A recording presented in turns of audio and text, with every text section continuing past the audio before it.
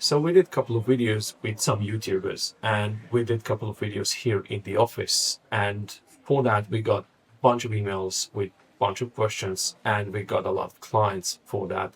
And of course, we haven't been posting for a while because, we're not YouTubers, we're lawyers, we're just focusing on our work here. However, we've came to an idea to show what an actual client in mid-process has to say about Serbia, about the process itself, the challenges he's facing, and overall experience in Serbia.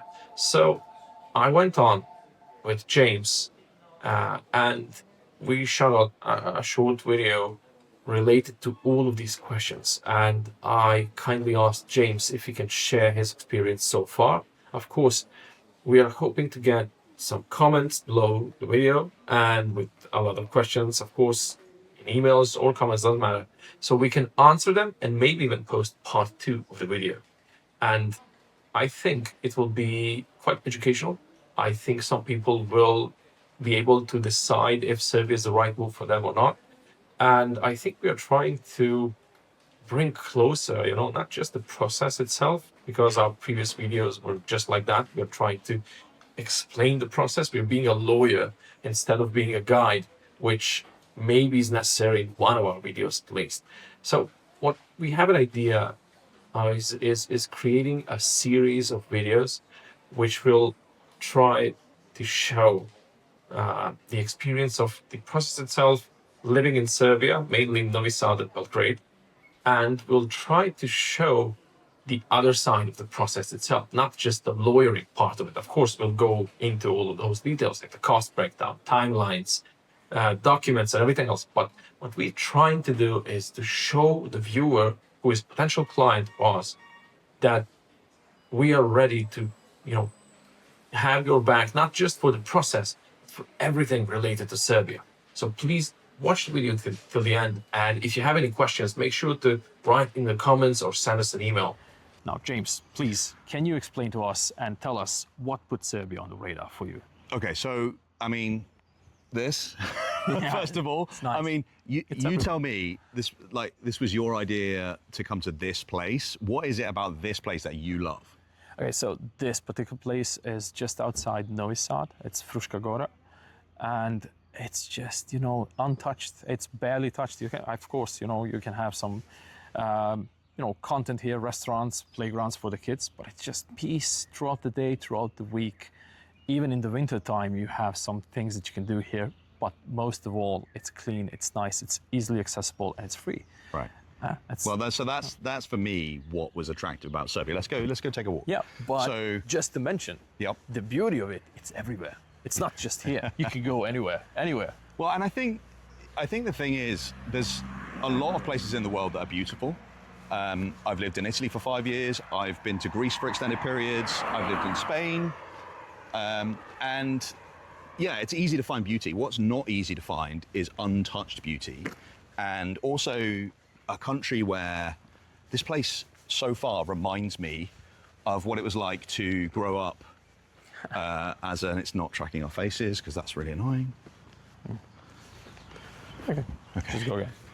This place reminds me of what it used to be like growing up in Cornwall in the UK in the 80s and the 90s. I get that a lot, not for Cornwall, but genuinely people. For other places. Yeah. Yeah, and I think that's the thing, is it's a very relaxing, natural place. Novi Sad in particular was an interesting change from Belgrade. I've been to Belgrade. I think Belgrade is, like a lot of capital cities, very exciting. There are a lot of cool things to do. There's restaurants, there's culture, there's a lot of drinking to be had, a lot of dating to be had, a lot of partying to be had, if that's your thing. I think what I was looking for was, I didn't want to be in the UK, and unlike most people, I didn't want to be in the Schengen area or in the EU. And I think that's something you probably see a lot of, right? Well, yeah, I can tell you that I pretty much every client has at least the same vibe. It's either, the lack of cultural pressure or repression. There is freedom in everyday stuff. and you can just move around freely, not worrying about breaking any regulations. It just as you said, feels like a time machine. Wow. Yeah. And there's an actual snake on the path. Actual snake, yeah. Quite amazing. Well, Did not expect to see that today. We are in the forest, though. Yeah. Yeah. So, people are, how should I say, everything is a little bit more relaxed, a little bit more slower.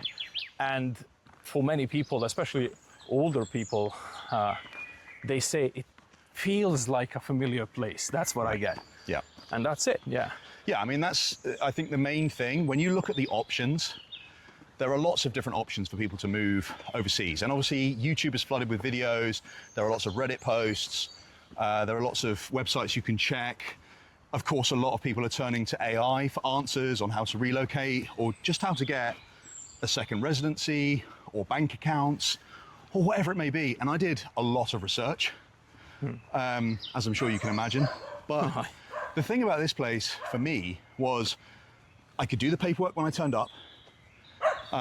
The initial validity of the temporary residency is 3 years, which has got to be the best deal in Europe. Yeah. And it was easy. It was easy and it was straightforward. Obviously, working with someone like you makes it easy. But at the same time, I think the main thing is people underestimate what can be achieved when they're working with professionals. And what I find, having been a hotel manager, I've worked in Italy, I've worked in Spain, I've just come from Andorra, working there, and the number of professionals is going down. Yeah. The number of people who would rather just complain and do nothing about their situation is going up. And I think the thing about here, at least you tell me, is people have a genuine pride in their country. They have a pride in what they have, and they're willing to share it. Does that sound accurate to you? Well, that sounds exactly how I would describe it. Thing is, people are now in the last, let's say, decade, starting to realize, that the world is changing faster than it was before, but it's not changing for the better for an everyday man. Right. So people are starting, at least that's what I see. The regulation is going up since COVID. Everything's just as designed to pressure you. And people are resisting that. And now they're trying to be a little bit, how should I say, protective of what they have. And we finally realized that this, however flawed it may be, like anywhere else in the world, it's actually worth protecting, It's not something that we should change like it used to be before. Like we should look at the Western countries and just whatever they have, we should have. We should copy everything. We should do. I think now it's a time that we have put a little bit halt on that, Yeah. And looked around and see, okay, for now, we should take it slow and, try not to disturb the natural progress of things. So when you come to Serbia, I'm sure you noticed, no one has ever stopped you on the street to tell you, why are you going this way? Why are you not going this way? Why are you stopping here? Or have you made a mistake in the traffic or something like that? There are no crowds. There are no scammers in the streets. Yep. There are no, how should I say, bizarre scenes that you may find in the streets. Nothing. The only odd thing you may find is everyone wants cash. Yeah. Yeah, I know that you complain, so that's why I'm That's mentioning definitely, it. I mean, that's something for people to know, is I've been here now for just over a month. And in that time, with Nemanya's help and help of his team, what I've managed to achieve is I've gotten an apartment on a 6-month contract. I've gotten fiber optic internet plumbed into that apartment within 3 days. I have a bank account in both euros and the local currency dinars. And I've applied for residency. And it's that simple.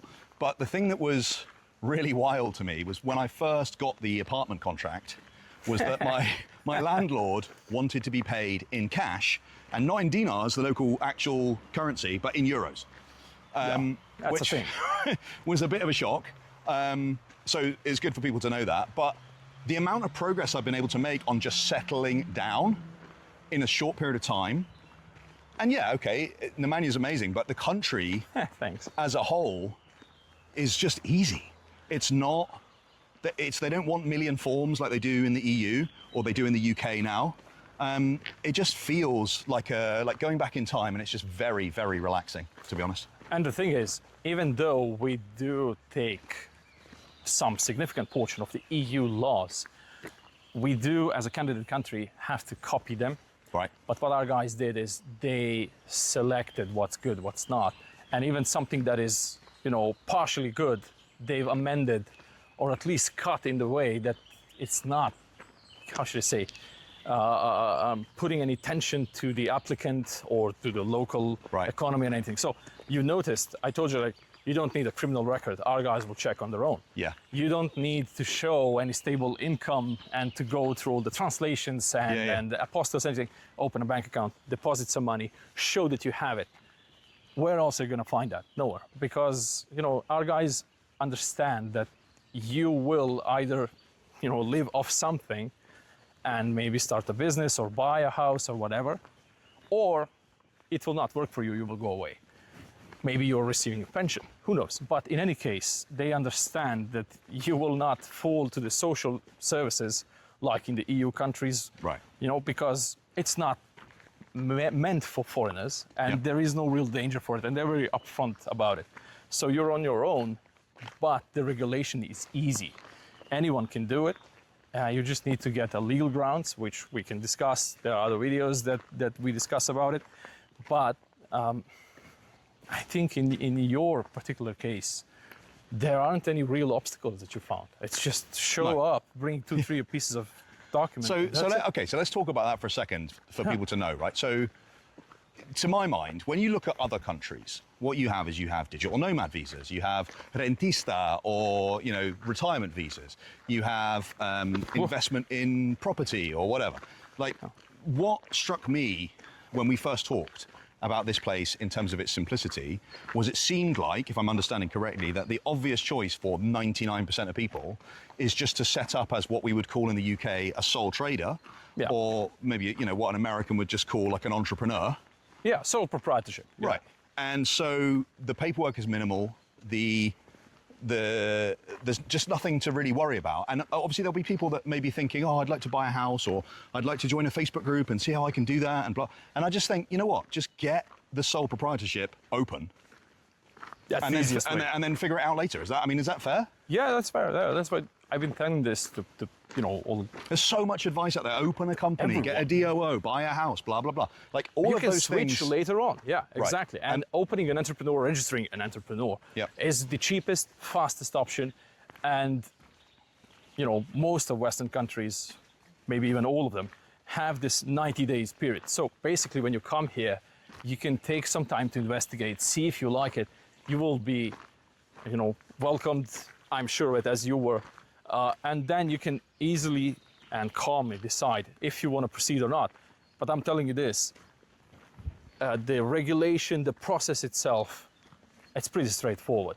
It's nothing like you may imagine in the EU or something like that, when you're going to be spending thousands and thousands of euros, and then end up with half the process a year later. No.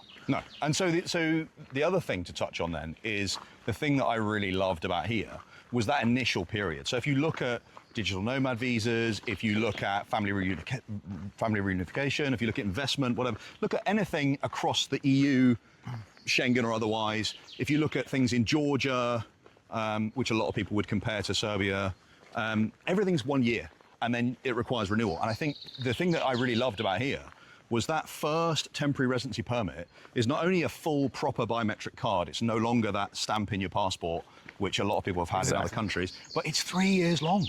3 years long, which ID is card. plenty of time to really figure out if you like the place. Exactly. And then if you don't like the place, well, no big deal, because it didn't cost you loads of money, it didn't cost you loads of time. You just came, you saw, and you decided whether you liked it or not. Exactly like that. But the thing is, most of my clients, almost all of them, not including emergencies, they've all stayed. They've all gotten their permanent residencies. Some of them are even aiming for citizenship. Right. But that's another story.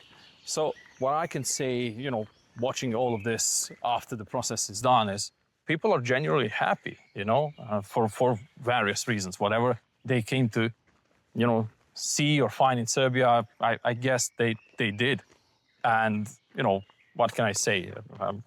We remain in contact with all the clients after it's done. We provide consultancy. We change whatever it's necessary to be registered, the addresses, whatnot, the businesses. And we cooperate with their accountants. So what I can say, even those people who thought they were not going to be actually making a lot of money or something like that, it's just going to be something temporary. Right. Because of the favorable system, the tax regime, the low tax rate and everything, they've decided to move their business to Serbia, or they started a completely new business that they weren't working before, and it's just, I'm surprised. Back in 2020, when I started dealing with foreigners at large, Yep. I never expected Serbia to be, so well positioned. And now, after 5 years, I can tell you it's just, as we said in the beginning, is it one of the best relocation plays in Europe? I think so. I genuinely think so. Portugal was a thing, Yep. but they changed it, they ruined it. Yep. Georgia was a thing. If you watch online videos, you will see that Georgia is a thing. Yeah. But no, you don't have access to everything like you do have here. The process is similar, but it does have certain things that are more than here. And, you're in a geolocation where, there's nothing, if I may say, there's nothing much to see. Right. Here you sit on a train and you go to Budapest. Yep. You hop on a plane to Rome in an hour. Yeah. Or you sit in a car and in 5 hours you're in the center of Vienna drinking coffee with a croissant. Right. So Yeah. you cannot, make me go anywhere else because I have a lot of Brits, your countrymen, Yeah. coming here, relocating their business, either here, either to Cyprus, creating all sorts of, structure and everything. I see that it's working. I see that they're happy. I see that, it's easy access for them.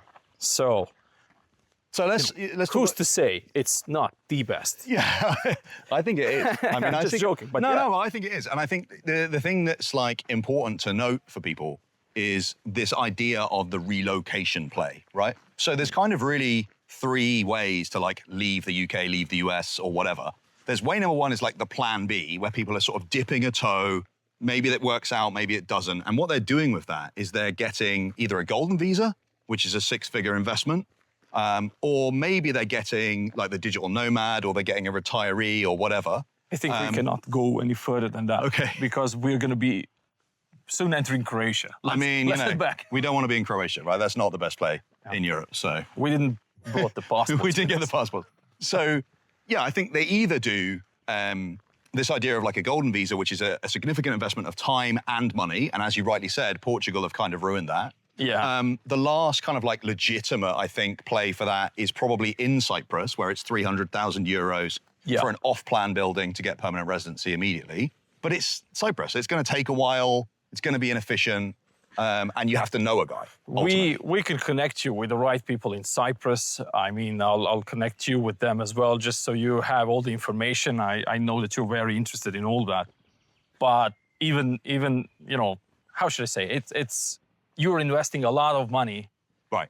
And you're not sure. Well, and I think that given the situation at the minute, and without wanting to say the magic 3-letter word, but I think given the way things are geopolitically at the minute, a lot of people are going to be moving away from trying to think about Cyprus or trying to think about the UAE. Those places are, at the moment at least, going to be, and for Brits especially, but also for Americans, are going to be less of a thing. I think the second option, after spending a lot of capital, which you could potentially be using for other things, the second option is to try and do the digital nomad or the retiree or whatever, where you come for a certain period of time, see if it's for you. And a lot of people can do that. But I think the third one that people are missing out on is this one, which is the relocation thing, in that if you come here, and if you are here for, 26 months out of the 36 months? Exactly, yeah. So the first 3 years of your temporary residency, you need to be here for 26 months out of 36. That allows you essentially to leave the country for about 3 months every year. So if you want to ski, if you want to go home, I mean, I would be skiing, although you can ski in Serbia. You know, whether you want to go home, you've got family, you've got business obligations, whatever, no problem. Once you've done that, I mean, you're essentially free to come and go as you like. And you've essentially got the same deal, if you like, as some of these golden visas, but without any of the investment and without any of the commitment. Is that right? Other than Exactly time. like that. Obviously, you've committed your time, but Yeah, it's not like yeah. you're missing out. I mean, the standard of living here is amazing. The cost of living here, I mean, it's, people talk a lot about cost of living going up everywhere. Would you say it's fair that it's gone up a lot here as well as everywhere else, do you think? Or Yeah, the thing is, it has gone up a lot in Serbia, but the thing is, comparing to EU, yeah, it's not even close. And, you know, you're getting the position in Europe for a fraction of the price of Europe. So you are just, you know, right there where you need to be, but you're not paying as much. You're not paying unnecessary taxes. You're not paying unnecessary rent money. You're not paying unnecessary grocery. Yep. You know, whatever, you know, you are just a click away from anywhere and for a fraction of the price, which you cannot find anywhere else because it's just geography. You cannot go anywhere else. You can go to Paraguay, fine, but as one of my Russian clients said, I was bored to death. After 4 months, he came back to Serbia, and that was it.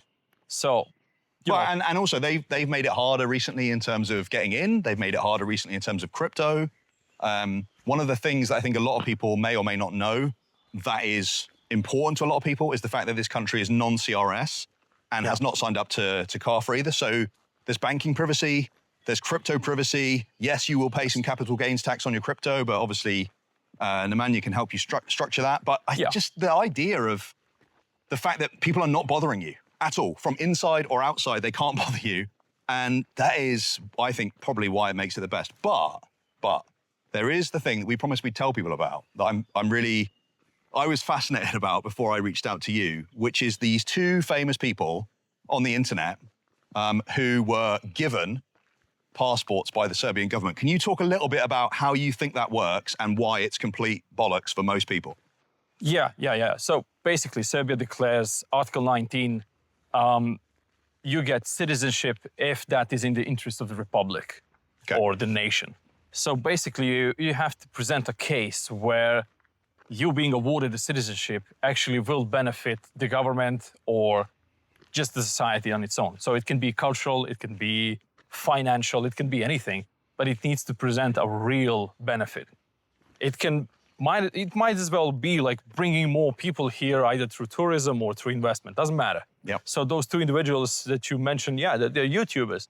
They advertise Serbia so good and so extensively that when they presented the case, the government was fine with it and they were awarded the citizenship, and it takes 0 documents, just your passport and, you know, to make a case. Yeah. And that's it. But in reality, 99% of people, it's not going to be an option because it's not something that you can just pop to Serbia and do and expect it to be 100% guaranteed.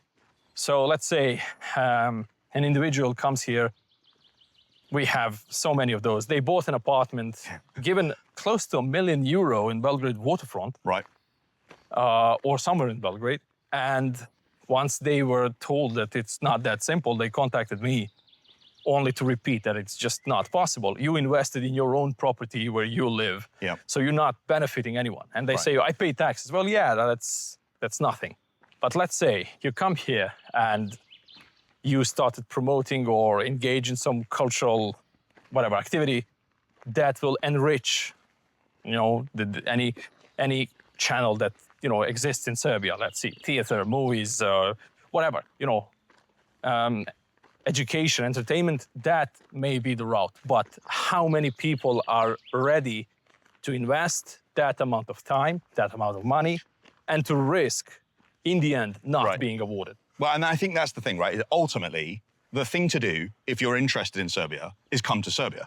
I mean, it's... Yeah, basically, That's the first thing. But the second thing is, if you're interested, if like me, you are convinced it makes sense, even if you're not sure how it's going to pan out, even if you're not sure what the place is going to be like, just come to bloody Serbia. Just come, have a look, and decide for yourself. But also, whilst you're here, why not go through and apply for the temporary residency? Why not get that? Because let me get this straight, Nemanja, just for people to understand. If they come and they apply for residency and they stay for the residency process, which is normally what, a couple of months? Yeah. So they stay for a couple of months. They've got to block out a couple of months where they need to be here. 2 months, let's say 2 months. 2 months, okay. And then once they're done, if they were to leave straight away, does that affect their their temporary residency? I know it affects their qualification for permanent. Yeah. But could they still come and go if they wanted? Yeah. So you're awarded, in most cases, almost all cases, the 3-year residency at once. Yep. And this is issued and no one calls you to check, like, are you doing good in terms of your business registration? Are you a good businessman? Right. Or if the house is still standing, or have you sold it, you know? Yeah. So I do have people who came, they bought something, they changed their mind after a year, they went back, you know, or whatever, you know, life carries a lot of stuff. Of course. And they still keep their residence permit. After a year, they came back again and they just carried on from where they left. Right. They will not qualify for permanent residency until they meet the condition of being here for 26 months within 36 months. So it's not a new application and another 3 years. It's just, you know, waiting enough time to, you know, get this condition filled. And that will probably mean just extending it again and just waiting out a year or a year and a half, doesn't matter, until you get to that point. And that's it. Right. So bottom line is, you can go away. You don't have to cancel it. You don't have to do anything with it. We did had, you know, a couple of clients that, you know, closed down their business or whatever. They had to leave for family emergency. They went to cancel it and they just were told, like, go away. Nothing happened. Just freeze the business and go away. Right. And if you come back, you come back. If not, that's it. It will expire on its own and that's it. So there's kind of really no reason for people to not come and to not, if they can block out 2 months, they can become a resident in Serbia, is what we're saying. Yeah, well, I mean, 2 months is something regular if you don't want to rush it, if you don't want to push it. But if for some reason anyone wants to really rush it and get it done, I mean, you can go during the process and come back when it's done. So initially we need like, I don't know, 5 to 7 business days with you. Okay. And then you can go. We will carry out the procedure to the end, you know, and then once the biometrics is scheduled, you have to come back, do that. We can postpone it. We cannot move it as we like, but we can always postpone it a little bit. You come back, you do this, wait for 7 days to get your card, and then again, you can leave. And that's it. That's how it goes. But the best way and the proper way to do it is actually to be here during the entire process because, I mean, you know, it's designed that way for the people who want to stay. But, you know, there are always exceptions to the rules. So ultimately, what we're saying is, come to Serbia. Yeah. Come as soon as you can. Come before you're not allowed to get on a plane or you're not allowed to leave your country or they put a high exit tax on you or whatever it may be. Just come. And Nemanja, if people want to do that, how should they contact you? Well, you know, they can go through YouTube channel, they can go through email, they can go through our website. I'm pretty sure we can put the link below this video and it's just one email away. We can assess the entire situation. We can have a video chat with you. We won't charge. We don't charge the initial consultation and everything because we need to know what we're dealing with. And once you give us the circumstances that, you know, are in your case and what documents do you have and everything else, then we can tell you exactly how long will it take. You know, for most Western countries, it's exactly as I described a minute ago. And, you know, we'll give you the cost breakdown and everything else. So you will know exactly what you're getting into and how much it's going to cost you. So there are no hidden, you know, there are no surprises in this process. It's just the preparation is key. That's it. Cool. So do me a favor. If people start coming to you from England, you're going to let me know, right? So I can meet them. Oh, I'll let you know. I'll let you know. I know all the plans you shared. I know it's going to be awesome. Perfect. All right. Thanks, Nemanja. Bye, guys.